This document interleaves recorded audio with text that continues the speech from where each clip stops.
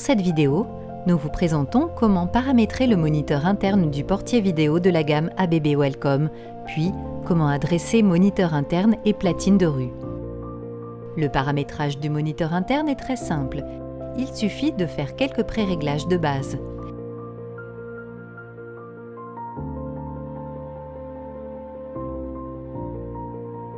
Appuyez sur la touche Clé à molette pour accéder au menu de paramétrage.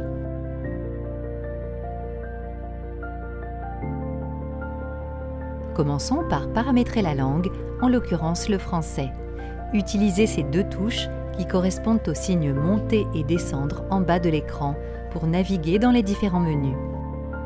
Une fois le menu paramétrage de la langue en surbrillance, pressez la touche correspondante au signe valider pour rentrer dans celui-ci.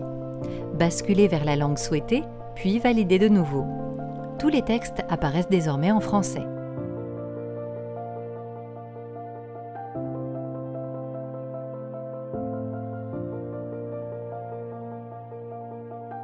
Le deuxième réglage consiste à régler l'heure et la date. Cela permettra d'avoir dans l'historique des photos correctement datées et horodatées. Allez dans le menu correspondant, puis validez pour entrer dans le menu.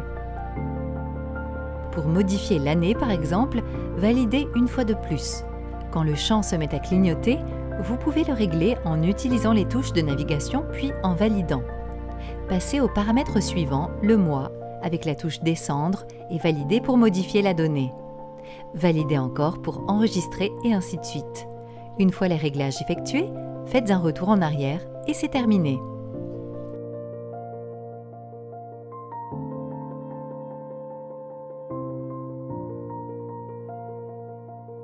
Il convient ici de faire la distinction entre les modes surveillance et téléphone. Pour activer le mode surveillance, appuyez sur la touche Image. La caméra s'allume et vous pouvez visualiser l'extérieur de la maison. Pour terminer, vous pouvez appuyer de nouveau sur la touche Image ou laisser l'écran s'éteindre automatiquement à la fin de la temporisation. Le mode surveillance n'active que la caméra et non pas le module audio. On ne peut donc pas vous entendre à l'extérieur. Pour communiquer avec l'extérieur en mode surveillance, appuyez sur la touche Téléphone. On vous entend maintenant à l'extérieur. Pour terminer, appuyez de nouveau sur la touche Téléphone. Lorsque vous recevez un appel, décrochez via la touche Téléphone. La caméra et le module audio s'activent tous les deux. Vous voyez votre interlocuteur et celui-ci vous entend. Passons maintenant à l'adressage de la platine de rue et du moniteur interne. Il est possible d'adresser plusieurs moniteurs internes et ou platines de rue si votre installation le requiert. Dans le kit, les éléments sont préadressés, mais vous pouvez en changer. Tout d'abord, pour modifier l'adressage de la platine de rue, c'est-à-dire celle qui est ciblée quand vous entrez en mode surveillance, positionnez la roue codeuse sur le chiffre de votre choix à l'aide d'un tournevis plat. Une fois l'opération terminée, replacez la platine de rue dans son logement.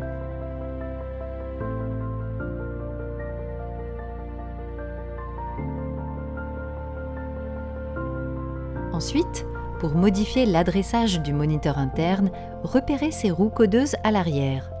La roue de gauche désigne l'adressage de la platine de rue. L'adresse du moniteur intérieur et celle de la platine de rue qu'il cible doivent bien entendu être identiques.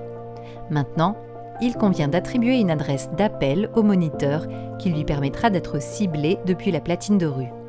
La roue du milieu désigne le chiffre des dizaines de l'adressage et la roue de droite désigne le chiffre des unités. Les deep switch, situés encore plus à droite, permettent, en relevant l'un d'entre eux, d'ajouter un chiffre de centaines si vous aviez plus de 99 moniteurs à adresser. Dans notre exemple, avec un seul moniteur recevant des appels, positionnez la roue du milieu sur 0 et la roue de droite sur 1 afin de sélectionner l'adresse d'appel en 1. Une fois l'opération terminée, replacez le moniteur interne dans son logement.